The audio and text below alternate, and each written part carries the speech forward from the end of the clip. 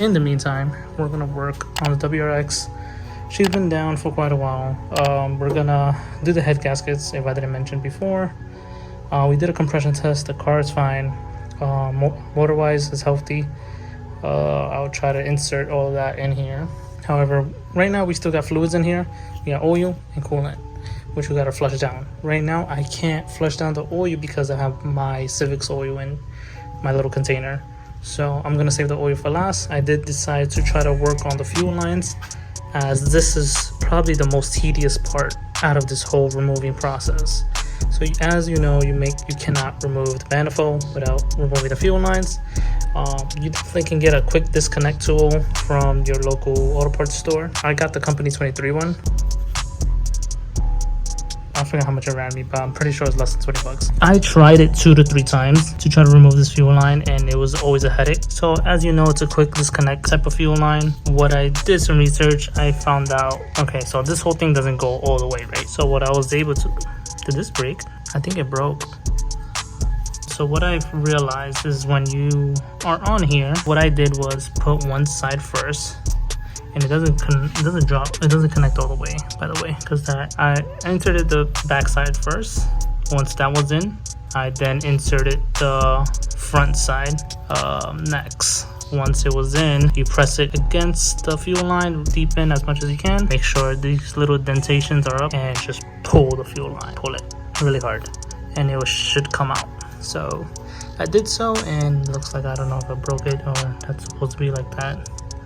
Let me know, but I'm gonna look into it and see if that part is supposed to look different, because I think it's supposed to. We have removed the radiator with the fans. Intake has been out. We have loosened the expansion tank. We gotta loosen the harness. We have removed the coolant. Engine oil is out of the car. One of the fuel lines, and we have the last one that we're working on. That one's annoying to try to remove, but we're gonna try. And this is my first time kind of doing this, so bear with me. There's really no videos showing exactly how to do it, but let's see. After that, we're gonna remove the manifold. Put the power steering to the side, compressor to the side, remove the belt. I'm gonna remove these hoses as well because I'm gonna replace them with some Groom Speed ones. Oh yeah, the intercooler's out. The manifold is gonna come out. I'm gonna loosen the turbo with the downpipe. I'm gonna just pretty much prep everything to have it ready to come out. We have another maybe two to 4 weeks before we start knocking this out, so I'm trying to knock everything out little by little, and we should be back. So I was able to finally remove the bottom one. I put the removal tool like this under it. I put the left side first, then the right side, and I was able to put it in and then just push it out. No pressure needs to be done on this part. Once it goes in and it's flush, you just pull on the fuel line and it comes out. So this day, I don't know, probably the following week. Like I mentioned before, we're compiling all these videos to make one video. Today we're gonna, well, last week I couldn't get the manifold off. I gave up, took a break, and now we're back at it. We're removing the power steering, and it's 3 bolts. I don't know about you guys. It was really hard to find exactly how to remove it. I saw people replacing a few things. Anyways, so it's 1 bolt in the back right here. It sits like this. So once you remove the alternator, it's right back here, right there. It's a 12. There's one under here, right there. There's another one on this side under there as well. Don't know if you can see it, but anyways, this is right there on that side. So there's 3 bolts, and I think that's pretty much it. It comes out, and then we'll remove this. Okay, so we finally got it out. I had this bolt and the rear one pretty much still threaded on a little bit by like a few threads, and I had a breath. Figured that out because it was just stopping and it kept clicking every time I would bring it up. So I loosened it, and now it's coming out. So just kind of, you gotta finesse it out, and now it's, you know, it's out. I think something else is holding it, probably like hoses in the back. I'm gonna check that out. Hey guys, so I don't know what day it is, but we're back on working on the WRX.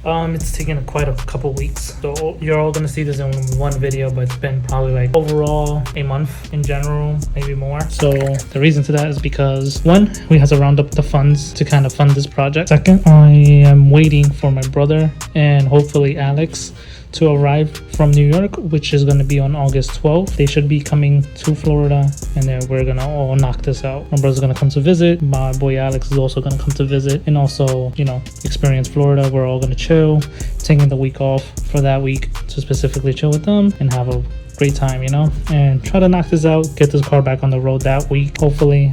So I'm knocking all the little stuff out day by day or week by week, so I'm not straining myself all in one day. And also, you know, just to learn, get things going, take my sweet time, because then again, this is not a rush project. We're not trying to rush it, but definitely since I'm gonna have them here, we're gonna try to utilize as many hands as possible and also try to get this thing on the road hopefully that weekend. If we can't, then we can't, but as long as we can probably get the motor out, get everything put together, hopefully make it look like this, and just all clean and everything replaced, then we're good to go. Then I can do the rest. For now, we're still focusing on this one, on the turbo. I believe we're missing 2 bolts, one on the bottom and one on this side over here. So those are the 2 bolts that are holding this turbo for now. I was trying to do it the other day, but it was getting a little difficult. I was already tired, so I just gave up on it. So the plan is to remove the turbo, 2 hoses on that side that connect to the PCV, I think, or to the coolant piping or whatever.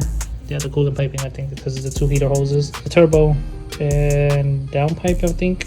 I might focus on the road starter, not sure yet. The bolts to the transmission, I think I'm gonna leave that for last, like the day before they come or the day of, because I feel like that's just kind of like gonna start loosening everything up. I'm gonna try to take out the grounds, and I'm just gonna inspect everything, make sure we're not missing anything or anything else needs to be taken out. So from there on out, we should be good. We took out the bolts from there. They're 214s and they were a pain, completely a pain. Bolts right here. The one on the right is probably the most annoying one because I had all these tools and I couldn't get it out. I ended up using this tool, which is what I use for my spark plugs now, because they're slim and it was a 3/8 and it's long.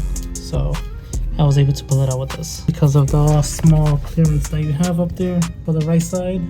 Okay, I forgot, I need to take out the downpipe out, because if not, it's going to hold the turbo in, and because it's connected with the up pipe and the downpipe. So let's do that real quick. It's right here. They like 14s. We'll try to disconnect it. So what happened here was that this mid pipe, I want to say, to the Tomei exhaust broke, and it was broken when I got the car. I'm not sure if it happened during transportation or it was like that previously, but I noticed that was broken completely. So we got V-band clamps holding it for now because I couldn't find that pipe, but I just found it recently and it's like a $300-400 part. So we're gonna hold this down like this for now until we can get the other piece in. Other than that, if not, then I'm just gonna end up buying a whole new exhaust, but I really want to keep this exhaust. Also, what we noticed, this axle seals leak, so we're gonna knock that out as well, probably when everything's done, because right now it doesn't really matter to me. The priority is to try to get this car running. I could do that after.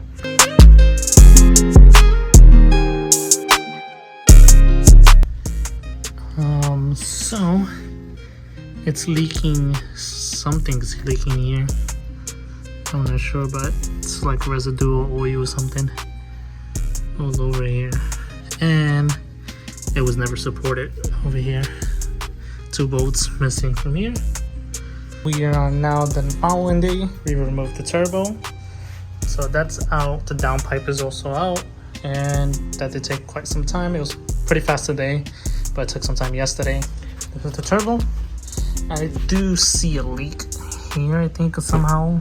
Like, you see this residue, that's all this whole line right here, so I'm not sure if this line is even good or bad. So next we did remove the 2 hoses for the heater core. We're pretty much done. We gotta wait for Fred and Alex to get over here, and that's it, we're finished. It did take quite some time. As you can see, I have everything here. I have a small table, but we're gonna open up that table, once this car goes out. Once we take out the motor, push the car to the driveway, put a car cover over it for the next few days, and then put the motor on the jack stand, which we have in a box somewhere over there. Hopefully the heads can be done within the same day. We're gonna replace the motor mounts as well, try to tackle everything we can while we're in here, get new hoses for the radiator. Once everything's in, we would then start working on the bumper, fender, get it to a tuner, and tune the car, and she should be ready. Other than that, I'll see you in the next video, which would be for you in a quick second. For me, it's going to be possibly 2 weeks, but I'll see you then.